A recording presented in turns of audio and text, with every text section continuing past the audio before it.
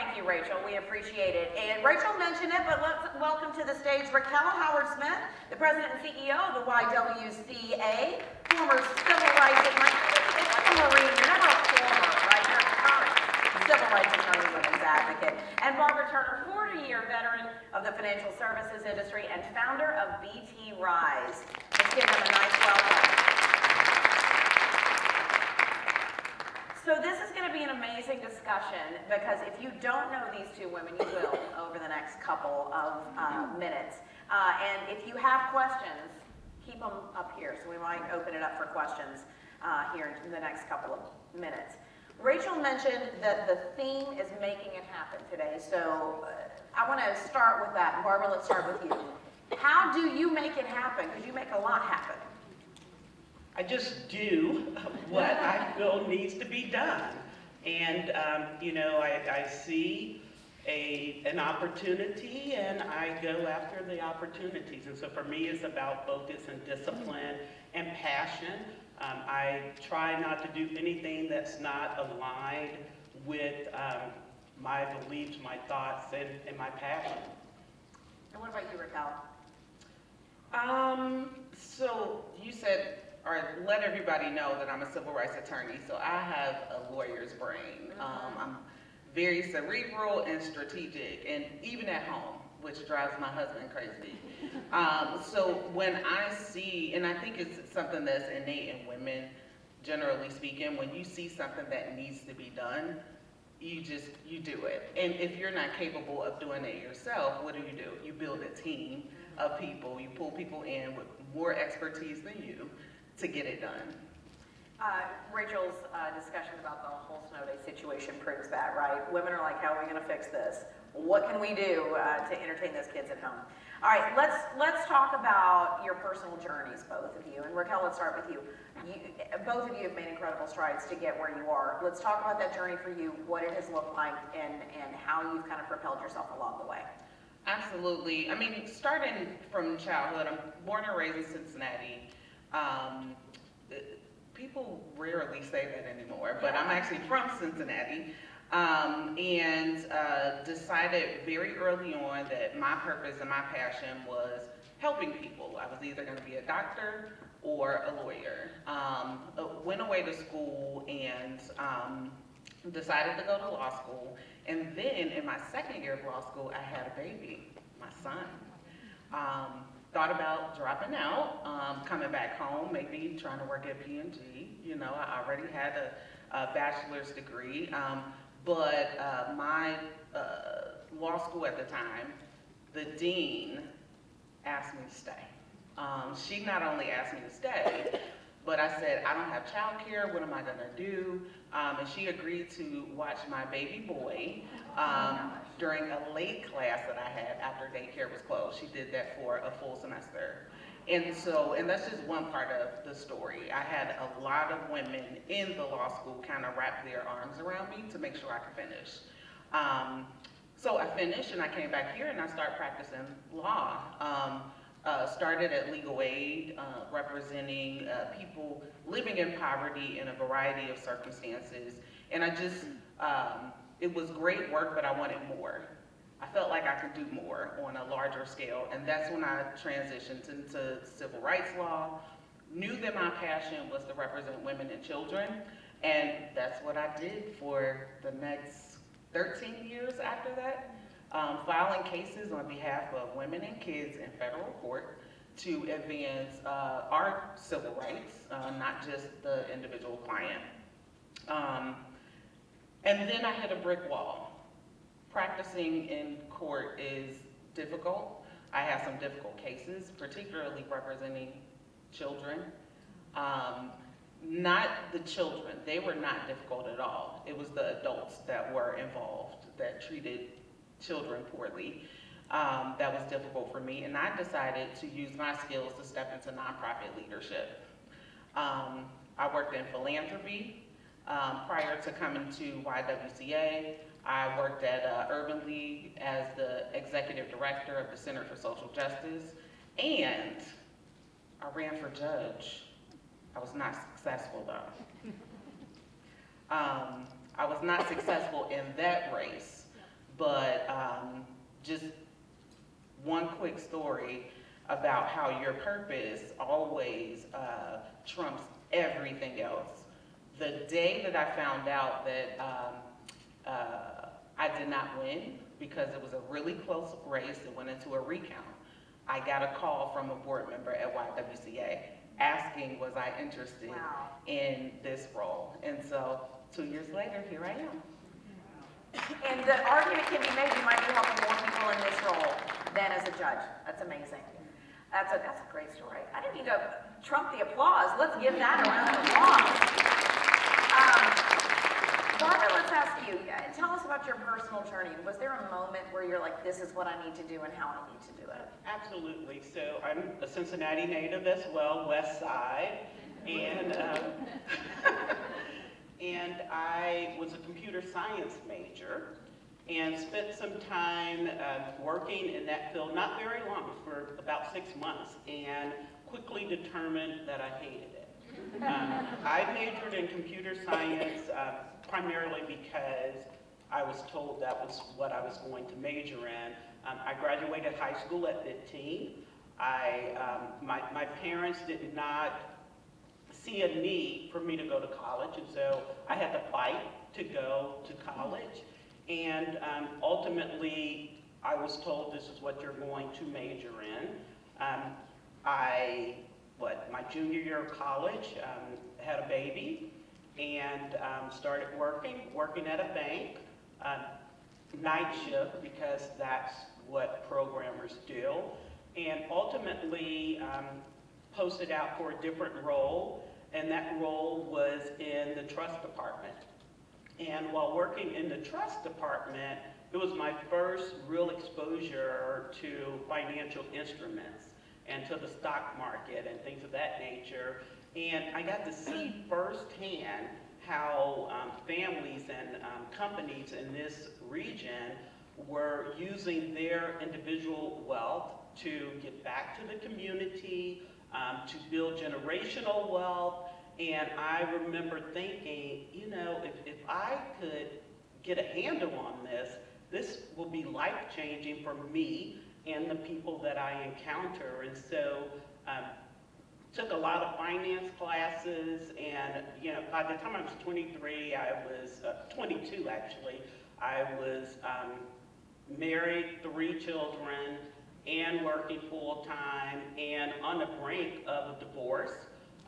So I became divorced, but I had 3 children under the age of 4, and I knew that I had to make good money, and so I became a student of the industry. I learned everything there was to learn about the stock market and financial services in general, about trust accounts and things, and from there just really rose through the ranks. I volunteered for plum assignments quite frequently, and ultimately became the CEO for Ohio National Financial Services.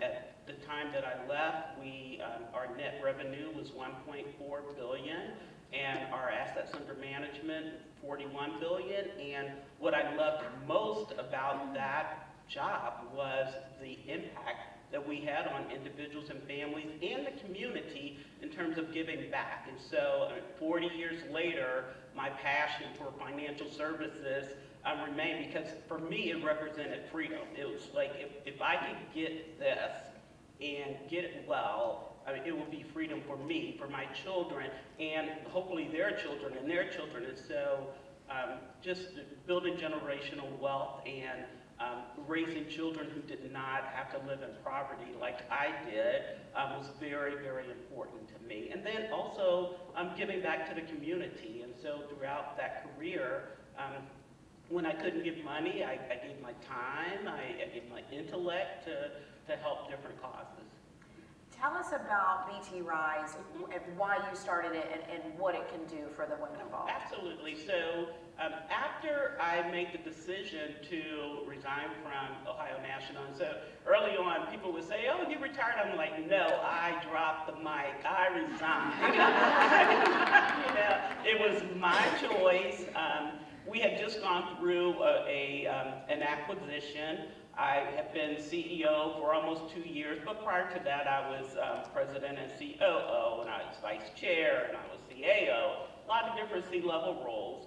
And right after the word got out that I had resigned, I received a lot of calls from recruiters and C-level individuals at other organizations, come join us, come join our board. And I talked to my husband about it, and I'm like, I've been working for a long time, and I don't know that I want to pursue another gig or job.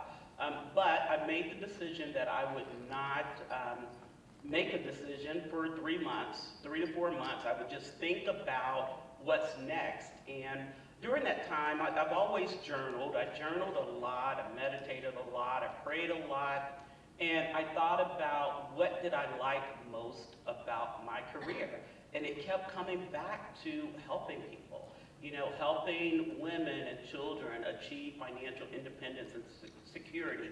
When you work for a company that offers insurance, and you have the opportunity to deliver checks to families where this is the only money they're going to have after a loved one has died, or they're able to stay in their house or continue their education or what have you, it becomes real to you. And so for me, it was like, that's what I love the most.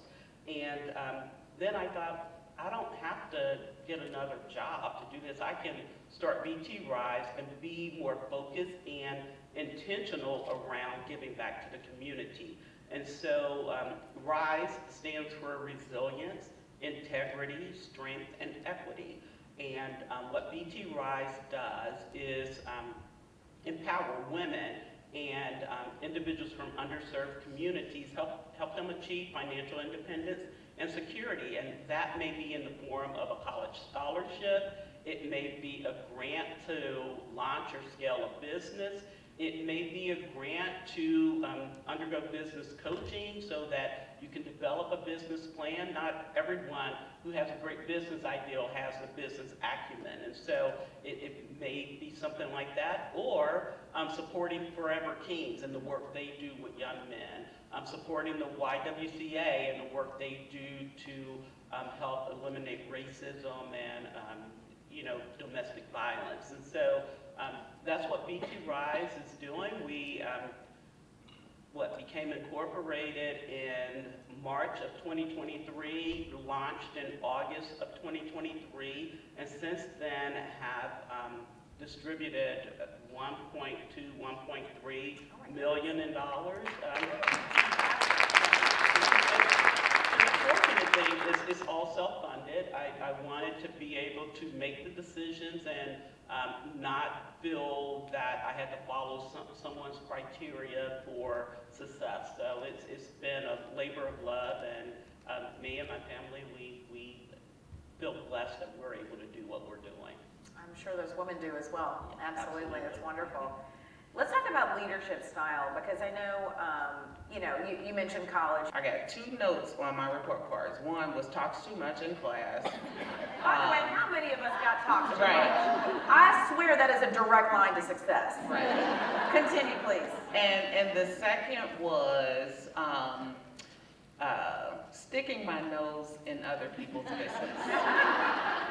Back then teachers would say anything on your report card, but and I say that to say that this is something that I know is innate in me. Like one of my values, my core values, is justice and fairness, and so that drives my decision making all across the board, and it also moves me to do things that are a little more transformative, think out of the box, try to come up with creative solutions when the thing that we've been doing is just not getting us there. What about you, Barbara? How do you characterize your leadership, and how have you become the leader you are? I would say bold for certain, but also the focus was always leading with integrity and grace. And I have a very strong business acumen. I'm very strategic thinker, And I'm one who really prides myself on the ability to lead and develop others, help develop other leaders, and bring others to the table. And so very strategic in that sense. In some ways a servant leader. I remember one of my coaches, business coaches, told me I needed to stop acting like a mom to my direct reports. And I'm like, what do you mean? And she's like, every time I show up, you're bringing baked goods. Stop cooking for them. You know, and for me, I never really thought about that as a negative. I love to cook. And so if I had extra cookies or whatever at home, I brought them in. But she's like, yeah, the mom thing is going a bit too far. You know? and so I'm very nurturing as a leader. And, you know, very strategic though, very strategic. You both have mentioned women who have either given you advice or helped you along the way. What are some other ways that not only that has happened to you, but that you have shared with others, mentored others, and helped them along the way, either one of you? So, and I would say mid-career, I mentored a lot of attorneys who wanted to do something big and bold, but also wanted to make money. I think there's a misconception that if you work in a nonprofit, that means you're choosing to be poor. And so I did a lot to counsel folks. I mean, you come into this work and you have the passion and the fire, but you also want to make a living. And so I found myself coaching folks not on the work, but that financial aspect, how to make a living, how also to make enough to pour into others as well. In my role now, and I just stepping into this role as CEO of YWCA,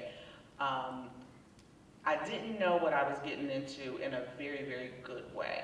I didn't realize how expansive the YWCA network is when it comes to our Career Women of Achievement, which are women that we honor every year for their accomplishments in the workplace. Our Rising Stars program. Do we have any Rising Stars in here? There we go, yes.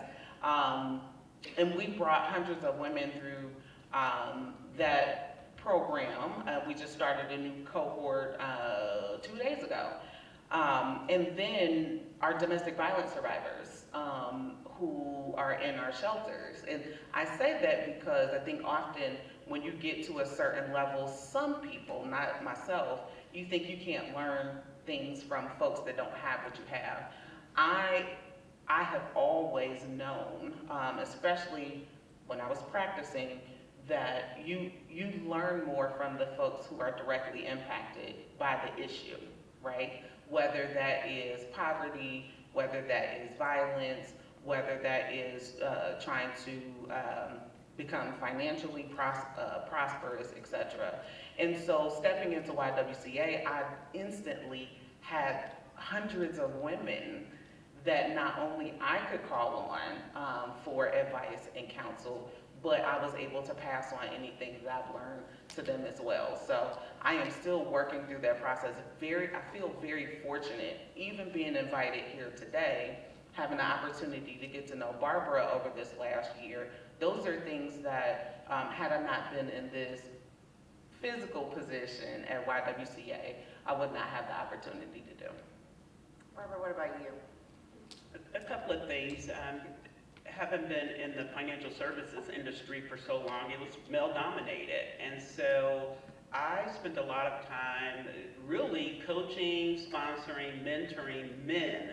And one benefit that I saw there is I helped them to learn how to engage, mentor, sponsor,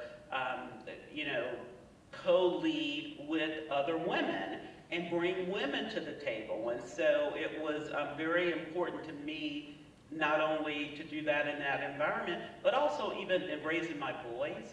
You know, we talk a lot about what women do not receive in the workforce. Well, most men are being raised by women, and so it has to start at home. So I was very, very intentional not only mentoring men at work, but also raising strong men who respect and honor women, and bringing them in the fold so that they could learn how to best engage with women in different situations. The other thing is being a net giver. You know, quite often we ask, we want mentors, we want sponsors, we want advocates. And for me, it's like, okay, I'm gonna give what I'm asking of others.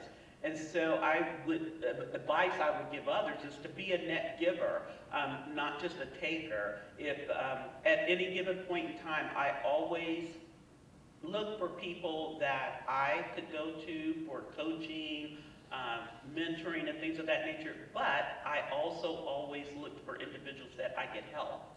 And I think that resulted in people always wanting to help and support me.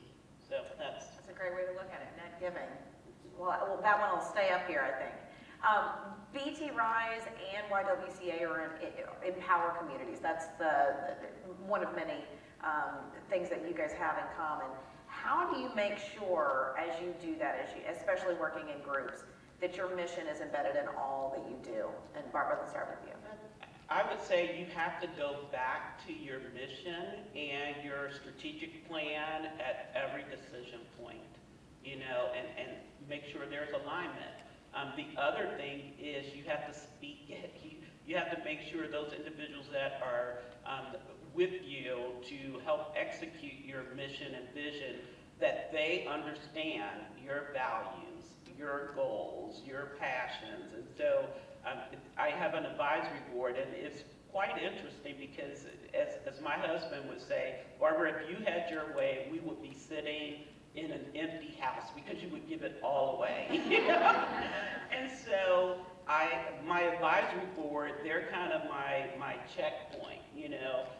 We get grant applications from somewhat, I wouldn't say wealthy, but, you know, quite successful white men. And, you know, maybe they have a great business idea, and I'm like, oh, that's so great. And maybe they can hire some women, or maybe they can, and my son always says, Mom, or he says, Babs.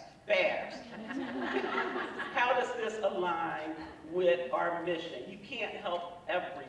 And so it's going back to the mission and having accountability as it relates to that, and as CEO, being willing to listen and be challenged by others. You know, CEO is not about, oh, I make all of the decisions, you know, you do what I want you to do. No, you have to be willing to listen and be a continuous learner, as Rickell said.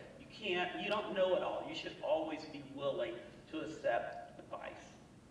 Rickell, what about at the YW? The strategic plan. I don't think that it's any different than what Barbara just explained. And I also think that because our mission is so bold, is to eliminate racism and empower women, anything could fall under that, right? Just like you said, if there are men out here that want to work in service of women, that technically falls under, you know, women's empowerment. However, having a strong strategic plan that's rooted in not just your mission, but your resources, was available, and then also was feasible for you to accomplish in the community. And that's why your strategic plan is so important. I often talk to my executive leadership team about the importance of the strategic plan in a different aspect. Because this is mission-based work, we talk about spirituality a lot because we're driven by a purpose. Some of us is religious, some faith, and some is just the belief in humanity. And so I think of, like, I'm Christian, I think of the Bible as like my strategic plan. And when I am struggling with, should I do this, should I do that, I can go to a scripture that says, okay, this is how it's laid out in my religion, and it helps to steer me on where I need to go. And that, again, was something that resonated with our executive leadership team. Not that our strategic plan is the Bible, but it was a good analogy because our work is so tied to each executive team member's purpose and spirituality. One of the great things about Game Changers are the relationships you guys foster, whether it's drinking coffee before this event, sitting together at lunch, the happy hours afterward. And relationships are so important in the world of business, not just in boardrooms, but in fun times as well. But let's talk about how you guys nurture those relationships throughout your career. You both have had many different kind of elements to your career. Rickell, let's start with you. How important are relationships, keeping those up, and are there any examples you can give that how we can do better? So relationships are very important, and I want to call out first that having a relationship with someone does not mean you have to like them or have anything in common with them. There's a such thing as strategic relationships, and in my experience, most times when I form strategic relationships, I end up liking something about them. So it all works out. You might have to dig, but you'll find it, right? Exactly. And especially given the work that I did, I was filing these cases against police officers. I was not popular when it came to like politics or the city government. They hated to see me coming. I was a thorn in a lot of folks' sides. But they got a chance to see that what I was doing was based on my passion, purpose. I was always kind and cordial, had grace, and I've learned a lot from Barbara about commanding a room with grace. But people notice things like that, and you establish a relationship whether you know it or not, and you're able to call on that person even when you were on the opposite sides of the negotiating table later on. That's one thing. From a personal standpoint, I had a mentor very early on tell me to get a personal board of advisors. And those aren't necessarily all of your friends, but can be some of your friends. You want to surround yourself with folks that know things that you don't. Also folks that you can share ideas with. So my personal board of advisors also includes two of my best friends. One is a judge, and the other is Christy Coombs, who is the CEO of Urban League. And these are the folks that I call on when I have a tough business decision or I'm trying to figure out what to do with my 20-year-old at home who made a terrible decision. So it goes beyond just the professional life. It digs into personal as well. All of these things are important because I haven't interviewed for a job probably since my first job. I told you guys a story about YWCA, and I did interview because you have to, but my point is the relationships I built made me attractive to the next job. I didn't even know folks were watching me. And so every job that I've gotten outside of my first one was someone picking up the phone and say, hey, are you interested in X? And I credit that not just because I'm bomb, right? But because along the way I was very intentional about building good relationships with people. Barbara? Relationships are critically important to me. As I mentioned, I graduated high school really early, and so I was always that young kid. It was very lonely. The people around me were much older. I still wanted to play with dolls when individuals were starting to date, and the same happened at college. Young on campus, roommates who were drinking, and I was barely wearing a bra. And so for me, having experienced that loneliness in different sectors of my life, it really caused me to try to be a convener and to always look for that person who maybe didn't have someone to talk to or what have you. And so relationships, again, are very foundational for me and very important. And I remember my then CEO, he called me up to his office, and I thought, okay, this is weird. Why is he calling me to his office? And he said, Barbara, I want to understand how it is that you can terminate an employee and they still give you a good evaluation on their way out. And I said, what do you mean? And he said, HR brought this to my attention. No matter what the situation is, when people leave, if they're in your area, they say nice things about you. And for me, it was about respect and kindness and really seeing people and hearing people and being fair. And so if you do that, as Rickell said, you won't have to apply for a job or, solicit support for an award or what have you, because people will see you or know or hear about you before you ever even meet them because of your leadership style and your integrity and your humanity. So that's what I would say. Excellent. Can I say one more thing? I am an introvert. Do we have introverts in the house? Extroverted, introverts, like Right. that, right on that border. And so as you were talking about like your journey being young and feeling sort of isolated, it made me think like building relationships can be more difficult for introverts. And one of the things, and I actually learned this from my mom, who was an extreme extrovert, got all of her energy from other people.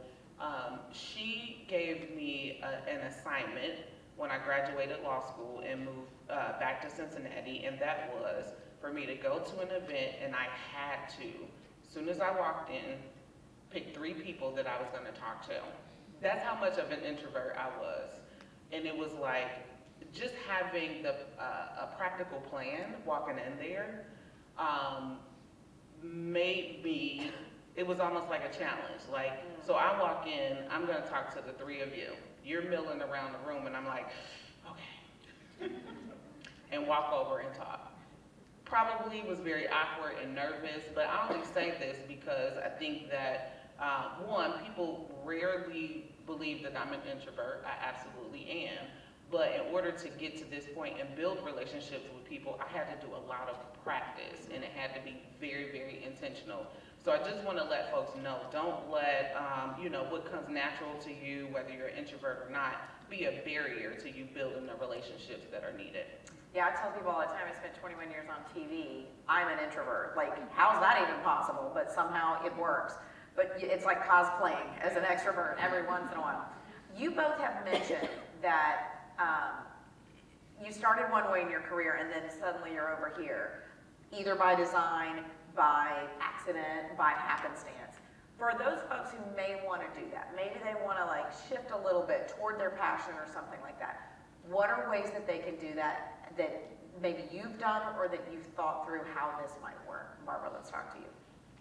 A couple of things. First of all, volunteer for assignments that are maybe not in your sweet spot, but will challenge you and put you in front of a different audience. Now, but I really want to be there because, when situations or opportunities come up, they're aware of what you're interested in and will likely call upon you.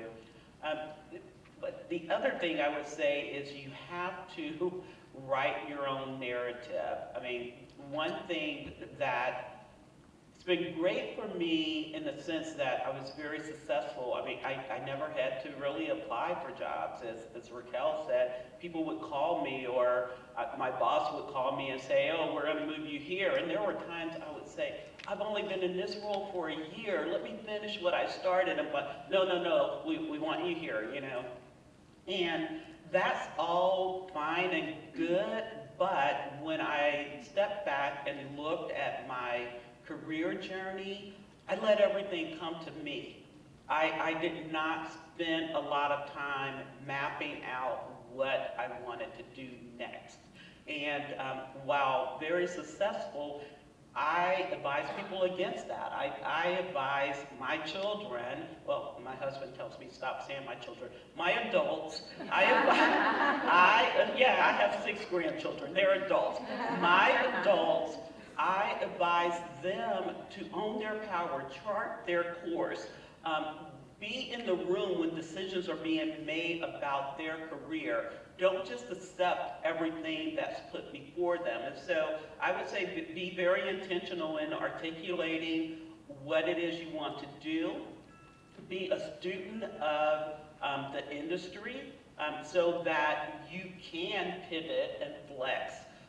If you're a programmer and you want to become someone in marketing, take marketing classes or develop a relationship with someone in corporate communications. I mean, you have to be strategic and really think it through, but it comes down to being prepared. Rickell? Everything that Barbara said. Ditto. Right. I think that just a couple of things I want to lift up based on what Barbara said. You have to be a constant learner, like always willing to learn new things, and you can't be afraid. Like the example that you gave when your boss was like, we want to move you to a different department. You didn't want to go, but you did, and I guarantee you, whatever you learned in that new department was what you needed to take your next step. And sometimes like those opportunities do come to you for a reason, like you just don't know right now. Take the opportunity to learn. I also wanted to lift up, again, I had a mentor tell me this. When I knew I was stepping away from the practice of law, she asked me what I wanted to do, and I said I wanted to lead my own organization. And she looked at me like, ma'am, you are not ready yet. In a nice way. She was very kind about it. And what she advised me to do was to look up positions that I would be interested in, print them out on, Indeed, Monster, whatever, and match them against my resume.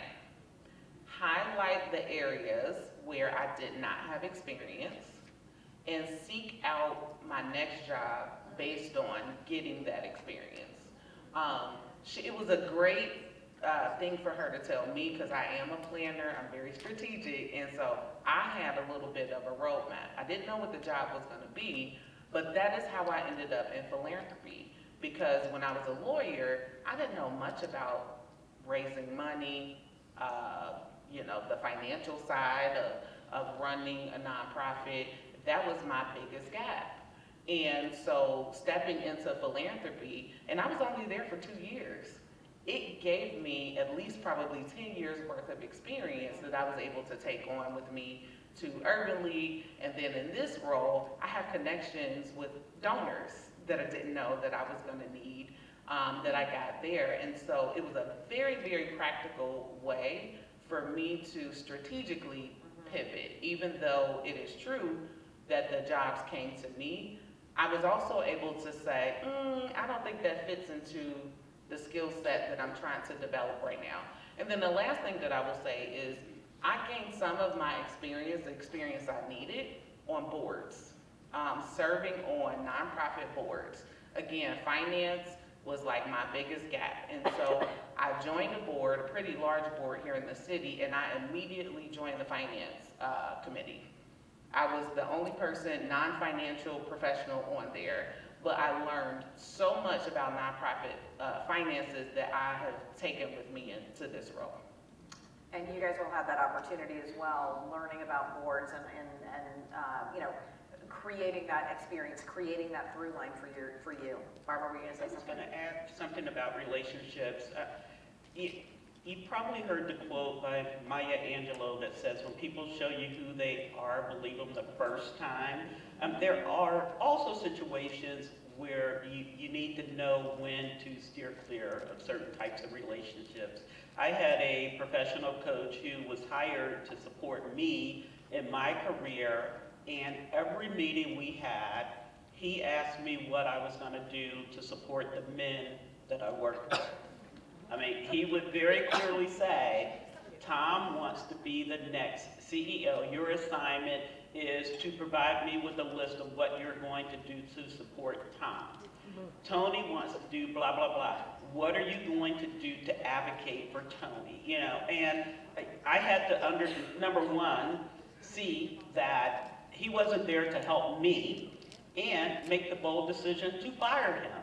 Even though my company had hired him to support me. I told my boss, I said, I am not working with him anymore. He doesn't care about me. And you will encounter situations where individuals are in it just for themselves. And in those situations, you sometimes have to make bold decisions that you're not going to have anything to do with this individual. Let's talk about some of those obstacles. Obviously, you guys have succeeded to the place where you are, not without, I'm sure, systemic and societal issues and obstacles that have gotten you, or that you've encountered along the way. For those in the room encountering or who might encounter those same things, what advice do you have to them? Rickell?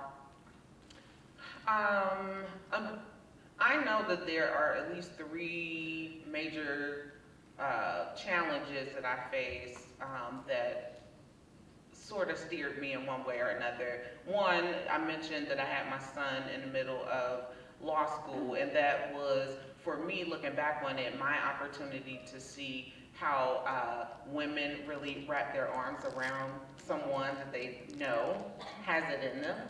I've had a lot of women pour into me, and it let me know that I could do the impossible. I had a newborn baby and was going to, class, and actually got better grades after he was born, right? Because I had more to do. The second thing was losing my mom. My mom passed away about 10 years ago. I talk about her a lot because she was just a very powerful, compassionate woman, and I am who I am because of her. But losing her, actually, the grief sort of propelled me to make her proud. And without, this is gonna sound crazy, right? I miss my mom very, very much. But if she were still here, I would not have had the guts to run for judge. I may not be in the position that I'm in right now. And I know that to be true. It's not, she never hindered me. She always encouraged me to do more, but it was something about losing her that made me, it put a fire in me to say, you're not physically here, but I'm gonna do everything that beyond your wildest dreams for me. And then the third thing was running for judge. I had never been involved in politics. I am not a politician. I actually like saying whatever I want to say in any video. But I did it because I knew that, one, it was a juvenile court judge position, and you guys heard about my passion and my career. It was something that I prayed about, and God told me, this is your chance. Think about all the kids you're going to be able to impact. And then after the votes, I was 179 votes short out of like 300,000. So it went into multiple recounts. I was in election purgatory because it took like three weeks. But I was devastated when I didn't win. And now looking back on it, but I told myself, I'm devastated. Nobody else is gonna be able to see that I'm devastated. Like when I step out of this house, I'm gonna have on my red lipstick, I'm gonna have my nails done, my hair done, shoulders, high. And I also didn't know how I was gonna pull that off. But what was waiting for me on the other side, like I said, was to step into this role where I actually got to impact way more people. I get to make decisions that I would have never been able to make as a judge. And I can't say exactly everything that I want, but I can say more than a judge, would be able to say. And I share those stories with you, or at least the last story with you, because I would not be ready for this position and to be able to impact women, to be able to serve survivors of domestic violence, to even have a testimony to share with our rising stars, had I not experienced those particular 3 things that I mentioned. Barbara? Yeah, so growing up in the environment that I grew up in, our household wasn't very healthy. You know, we didn't have much. My mother suffered from, I guess the best kind of manic depression, and was very abusive. And I have 7 older sisters, well, 7 sisters, 1 brother, 2 younger, 5 older sisters. And all of my sisters were either mothers or wives by the time they were 15. And they would always say to me, "You're smart, you can have a different life, you can be better, you don't have to repeat our mistakes." And so, you know, I went from doing everything I can to get away from my household to doing everything I could to show that I was different in the sense of being the first to graduate high school, being the first to go to college and things of that nature. But I tell you that adversity, growing up with that adversity, and also being young in school, you know, it really helped me to be strong and to believe that I could do anything. You know, when I think about mentors, I look at my 5 older sisters and the adversity that they experience and the hard lives that they live, but they poured so much love into me and provided so much support to me. When I look at my senior picture from high school, everything I have on, probably even my underwear, belonged to one of my sisters. I mean, seriously, the earrings, the necklace, the vest, the dress, the hose, the shoes, every single thing that I wore for my senior class picture belonged to one of my sisters. They came together, they pulled money to make sure that I would be able to have senior pictures. And so entering the workforce and, you know, dealing with adversity and racism, and even in high school, I mean, I was uninvited to sleepovers when people would find out that I was black. You know, I, as a cheerleader, didn't get to do a lot of the things that other students got to do because I wasn't invited to someone's house to work on the float or what have you. And those things just equipped me to be able to confront adversity head on, and then becoming a divorced single mom of 3, for me, it's like I'm not gonna let anything interfere with my ability to put a roof over my children's head or food on the table, period. And I am not going to be classified or categorized as X by anyone. I am going to strive to be Thanks. And so I could tell you stories you would not believe about some of the things that happen in the workforce, but for me, I would circle back and say, there is nothing anyone can do to touch me. You know, I am strong, I am fearless, and guess what? I'm going to provide for my children, and so let them try. And, you know, I really coached other women to do the same. Don't let someone else place limitations on you. Don't let someone else make you feel that you're less than because of where you came from or where they think you should be. And so I'm like this. When it comes to adversity, it's like, no, I don't think so. You know? What do you do, both of you though? Outside forces are one thing. What about those still small voices when there's self-doubt? How do you quash those voices, Rickell? Oh, like imposter syndrome? Yes, because I mean, who among us doesn't have it? I try to remind myself, especially now that I'm on the other side of being like a young professional. I won't call myself an older professional, but the other side, I try to remind myself that, again, I'm here in this room for a purpose. Even if I feel like I don't have the skills, somebody else is gonna walk in the room that's gonna compliment what I bring to the table. Like, it's all gonna work out. And I have enough examples throughout my professional career and personal life that the universe is always working in my favor. It's always working in my favor. I work on behalf of people, am a servant leader, and I'm not placed in rooms or positions because I'm not qualified.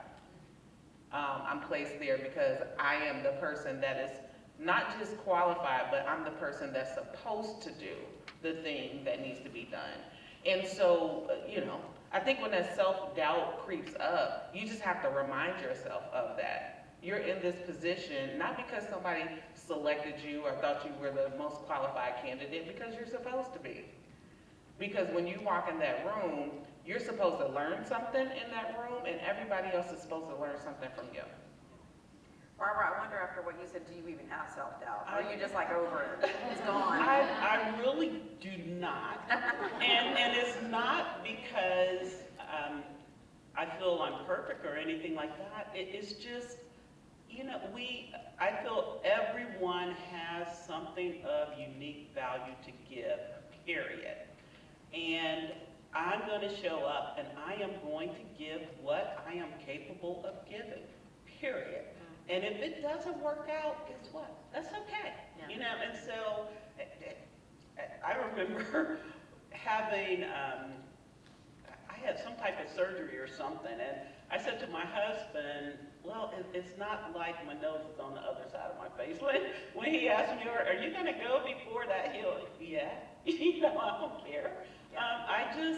You just have to be able to brush it off and show up as your authentic self. And your authentic self on some days is going to be a bit stronger than on other days, but that's okay. And I also feel women place far too much pressure on themselves to be perfect, whether it's in appearance or what have you. And so having raised a daughter and having 4 granddaughters, for me, I want them to feel good no matter what. And so you can always find something good to focus on. So gratitude is a big thing. We literally have 2 minutes left, but I do want to ask, does anybody have a question? We've got time for like one question. Your hand was first. You go for it.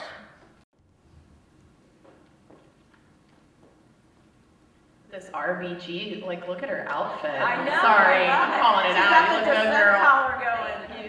My name is Jessica Robledo Garcia, and I'm the Senior Director for Demand here at P&G. My question for you both is, how do you prepare for your day every day? Do you have a morning routine? Do I have a morning routine? Is that what? So my preparation for the day starts every Saturday. I look at my calendar for the upcoming week and make notes regarding what I need to do that week. And then the night before, I review my calendar, and like last night, I reviewed what may be questions, which it turned out some were different, and that's fine. That's my fault, sorry. No, that's good. But you want to be prepared, and so the night before, basically, I start preparing for the next day, so that when that day comes, I can just run with it. The other thing that I do on Saturdays is I look back at my calendar from the prior week and ask myself if I spent time doing something I should not have done. Did I meet with someone I shouldn't have met with? Did I waste time doing something that was not value added? And my assistant will tell you, I will send her a note saying, if such and such reaches out and wants to meet with me, the answer is no. Because we don't get time back. So once it's gone, it's gone. And so I do not waste time. I try not to waste time doing things that I don't enjoy doing, or with people that aren't feeding my soul, if you will, or that I feel I'm not doing something to help them. It's just, people just want to talk, and they don't really care about me as an individual. Maybe they just want a BT Rise grant or something. I don't have time for that. So. Rickell, how about you? You can share the mic there. I'm gonna have to add that look back to my routine. So I am sad to say, I eat Outlook emails for breakfast. So 6 a.m., I usually get up before anybody else in the house is up and check emails that I may have missed from the day before.